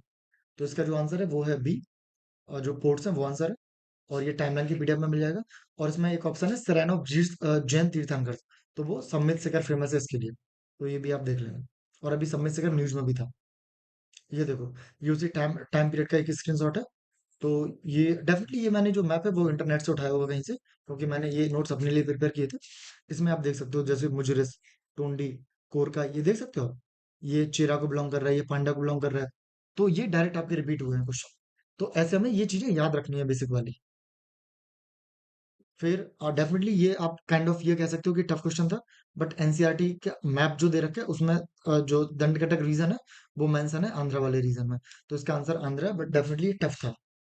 टफ था, अगर आपको पता है तो ठीक है, नहीं पता है तो आप नहीं कर सकते थे। But answer is Andhra. Magadh term को लेके यूपीएससी ऑलरेडी क्वेश्चन पूछ चुका है, कलिंगा को लेके पूछ चुका है, गंधमारा को लेके पूछ चुका है। और मगध फिर से यहाँ पे ऑप्शन में है, यानी कि आगे भी होगा। मगध के रिगार्डिंग क्वेश्चन देखने को मिल सकता है। याद रखना इस चीज को। सो answer is A Andhra. Okay. So, which one of the following explain the practice of Bhattakural as a mentioned in the Sangam poems? ठीक है। सो ये आपसे 2023 के रिगार्डिंग क्वेश्चन पूछा गया है। संगम, ये फिर से आपको संगम पीरियड से देखने को मिल रहा है। और उसमें पर्टिकुलर टर्म जो है वो बट्टा किरताल जो है वो पूछा गया है। तो ये जो आपको टर्म है, वो जो टर्म वाली पीडीएफ है, वहां पे जो आपको है वो मिल जाएगा। तो वहां पे आप देख लें। सो इसका जो आंसर है वो आपका आंसर है D. A king defeated in a battle committing ritual suicide by starving himself to death. ठीक है। डेफिनेटली ये टफ साइड का क्वेश्चन था, ये यूजुअली बुक में देखने को नहीं मिला है। बट डेफिनेटली जो पीडीएफ है उसमें ये टर्म्स को मेंशन कर दिया गया है। हाँ, अब देखो फिर से ये 2023 में क्वेश्चन आया है। ठीक है। तो 2023 में फिर से ये टाइमलाइन के रिगार्डिंग क्वेश्चन आया है। तो इसमें पूछा गया है कि kingdom in the early 8th century AD. तो अगर आपने टाइमलाइन प्रॉपर बना रखी है, अब डेफिनेटली आप कहोगे कि होयसला, काकतिया, जायदवाज जिसने नहीं पढ़ा है कि अब इतनी सारी डायनेस्टीज कैसे पढ़ा। बट अगर आपके पास एक लीनियर नोट्स है टाइमलाइन के, तो आपको क्लियर आइडिया है कौन सी डायनेस्टी कब है। तो इसमें पूछा है अर्ली 8th सेंचुरी एडी में। तो आपकी जो होयसलास, काकतिया, जायदवाज है, ये आपकी जो तीन डायनेस्टीज है, ये आपकी 12th 13th सेंचुरी के अराउंड है साउथ इंडिया में। और गहड़बलाज है, ये आपके अराउंड 10th सेंचुरी है। और ये जो राजपूत ओरिजिन, जो कह सकते हो आप डायनेस्टीज है, उनको बिलोंग करती है। तो राजपूत डायनेस्टी को बिलोंग करती है गैरबलास, 10th सेंचुरी के अराउंड है। तो इसका आंसर इज नन है। और ये भी ऑलरेडी टाइमलाइन में एक मैप लगा हुआ था, वहां से आपको प्रॉपर क्लियर हो जाता है। तो टाइमलाइन बहुत इंपॉर्टेंट है हिस्ट्री के लिए। आप देख रहे हो कि 2023 बहुत रैंडम पेपर था, बहुत टफ पेपर था। बट फिर भी 9 में से एटलीस्ट आप 5 से 6 क्वेश्चन तो इजीली कर सकते थे, अगर आपने थोड़ी सी मेहनत कर रखी है। मेहनत का मतलब ये है कि अगर आपने पीवाईक्यू को अच्छे से एनालाइज कर रखा है, आपने सारे पीवाईक्यूज कर रखे हैं, आपको आइडिया है पोटेंशियल क्वेश्चंस का, आपको आइडिया है कि कैसे हमें कम सोर्सेज में अच्छे से आउटपुट जनरेट करना है, आप डेफिनेटली 6 क्वेश्चन कर लेते 9 में से। और जो बहुत बड़ा आपको एज देता है, स्पेशली इन 2023, जब कट ऑफ जो मेरा आइडिया है कि 85 से ज्यादा नहीं जाएगी। ठीक है। तो इसका आंसर है नन। ओके। सो इसके बाद फिर से आपको क्वेश्चन आया है लिटरेरी वर्क एंड ऑथर से रिलेटेड। सो ये भी काइंड ऑफ आप कह सकते हो कि टफ साइड है। बट इसमें से दो ऐसी जो किताब हैं जो आप पढ़ सकते थे। एक तो मिलिंद पन्हा, जिसको आपको आइडिया हो सकता था, एंड द देवी चंद्रगुप्ता, जिसका आपको आइडिया हो सकता था। ठीक है। सो देवी चंद्रगुप्ता है, ये बिल्हन ने नहीं जाके विशाख दत्त ने लिखी है। और विशाख दत्त की एक और काफी पॉपुलर प्ले है, उसका आप नाम बताना, मौर्यन डायनेस्टी से रिलेटेड है। सो वो आप बता देना। एंड देन द हम्मीर जो महाकाव्य है, ये आपका न्यायचंद्र सूरी ने लिखी है, और ये जैन स्कॉलर है। एंड देन द नीति काव्य मित्रा जो है, वो आपकी सांबेद सूरी ने लिखी है, ये भी जैन मॉन्क है। ठीक है। अब हम बात करते हैं हम्मीर महाकाव्य की। तो ये 15th सेंचुरी में लिखी गई है, न्यायचंद सूरी ने लिखी है। ये संस्कृत में पोयम है। और ये चाहमान किंग जो हम्मीरा है 13th सेंचुरी के, उनके बारे में लिखी गई है। तो हम्मीरा इसलिए इसका नाम है महाकाव्य। और ये चाहमान किंगडम है, सॉरी चाहमान किंग हम्मीरा है, उनको बिलोंग करता है। तो अब हमें ये याद रखना है। और मिलिंद पन्हा के बारे में आपने पढ़ा होगा कि ये जो है वो नागसेन ने लिखी है। तो जो मिनांडर थे और जो नागसेन थे, इनके बीच में जो क्वेश्चन आंसर हुए हैं, उसकी रिगार्डिंग जो बुक है वो लिखा गया है। नागसेन जो है वो बुद्धिस्ट स्कॉलर है, और जो मिनांडर है वो इंडो ग्रीक रूलर है। सो आंसर इज ओनली टू। ठीक है। ओके। सो ये क्वेश्चन आया आपका फिर से बुद्धिज्म जैनिज्म से आया है, इंपॉर्टेंट है।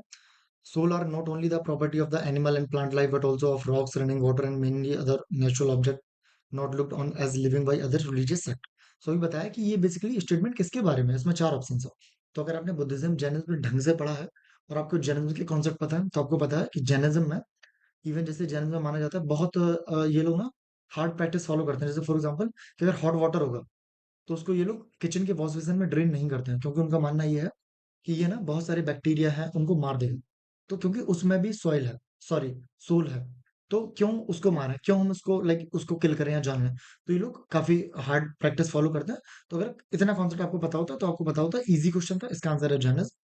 और इनकी एक और फिलोसफी है अनेकांतवाद के नाम से हम जानते हैं, इसको याद रखना कि अनेकांतवाद फिलोसफी जो है वो जैनिज्म को बिलोंग करती है।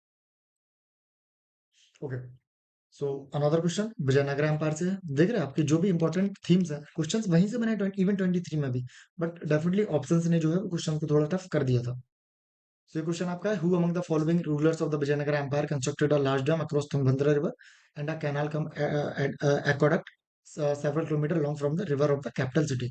सो इसका आंसर है देवराया बन। और देवराया बन का जो टाइम पीरियड है वो 1406 से 1422 है।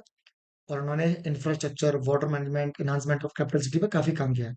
अब मैटर ये है कि बिल्कुल सेम लैंग्वेज का क्वेश्चन हमें 2015 में दिख चुका है। बिल्कुल डिट्टो सेम लैंग्वेज थी। वहां हम कृष्णा रिवर की बात कर रहे थे, और उसका जो आंसर है वो भी विजयनगरा किंगडम में ही लाई कर रहा था। ठीक है।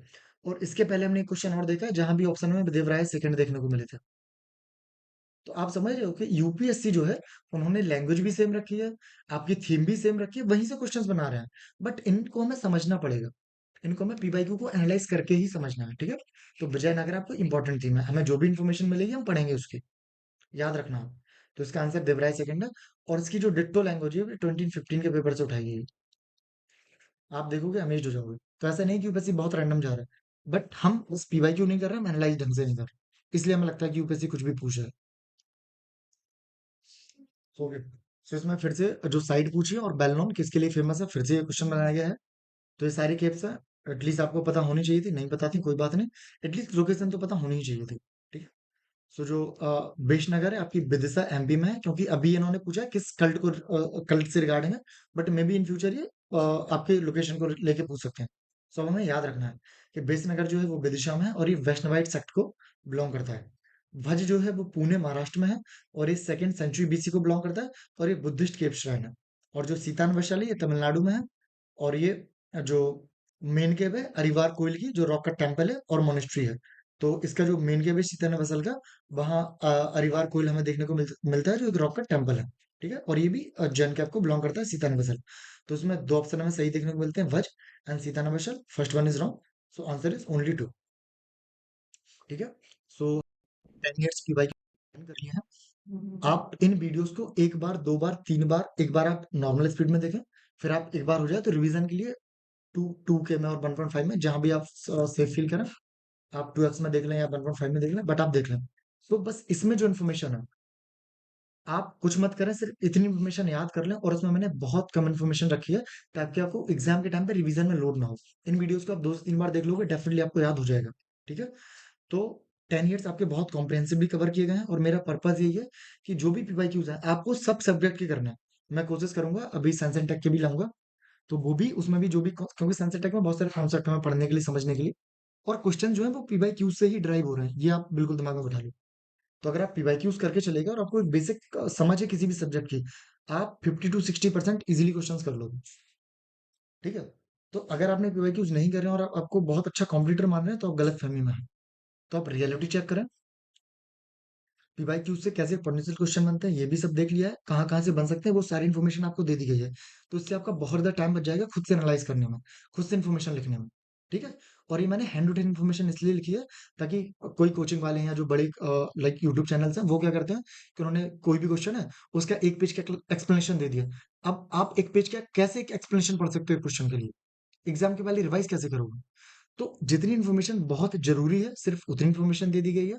और हैंड रिटन मेहनत भी लगी है, हैंड रिटन की आपको 10 जगह से कंपाइल करके एक जगह दे दिया गया है। ठीक है। तो आप यहाँ वहां मत भटकना पीवाई की उसके लिए, इन वीडियोस को 2 से 3 बार देख लेना। आई होप ये एग्जाम में आपको हेल्प करेंगे। और इन वीडियोस को लेके जो भी आपका फीडबैक हो या इस सीरीज को लेके, आप कमेंट बॉक्स में लिखें, या आप मुझे ट्विटर पे भी आप डीएम कर सकते हैं। आई एम पवन पटेल, आप सर्च कर लोगे ट्विटर पर मिल जाएंगे, अराउंड 9.5 के जो है वो फॉलोअर्स हैं। तो इजीली आपको मिल जाएगा ट्विटर पे। या आप इसी सेम आईडी से आप मुझे इंस्टाग्राम पर भी मैसेज कर सकते हो, अगर आप ट्विटर पे ना हो। तो आपका कोई भी कंसर्न है आप मुझसे पूछ सकते हो, हम वहाँ डिस्कस कर लेंगे। So thank you very much. अगर आप अभी तक बने हुए हैं तो आप बिलीव करो आप बहुत कम बच्चों में हैं, क्योंकि बच्चे ना फिर देखते सब है, फिर उन्हें लगेगा कि अरे ये तो मैंने पढ़ रखा है, भले उन्हें आंसर ना पता हो, बट डेफिनेटली उन्हें लगेगा अरे इसका आंसर पता है, ये पता है, और वो छोड़ देते हैं वीडियो में। तो अगर आप लास्ट तक बने हुए आप बहुत सीरियस हैं और डेफिनेटली आप मेहनत करो।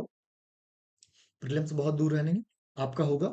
और आप खुद से ये पर डे बोला करो कि definitely I am going to clear prelims 2024। ठीक है। सो मिलते हैं हम लोग नेक्स्ट सीरीज में, नेक्स्ट वीडियो में। तब तक के लिए ta-ta bye bye, take care. I hope आप सब अच्छा कर रहे होंगे और आप सब स्वस्थ होंगे, आप बढ़िया करें। सो बाय, टेक केयर।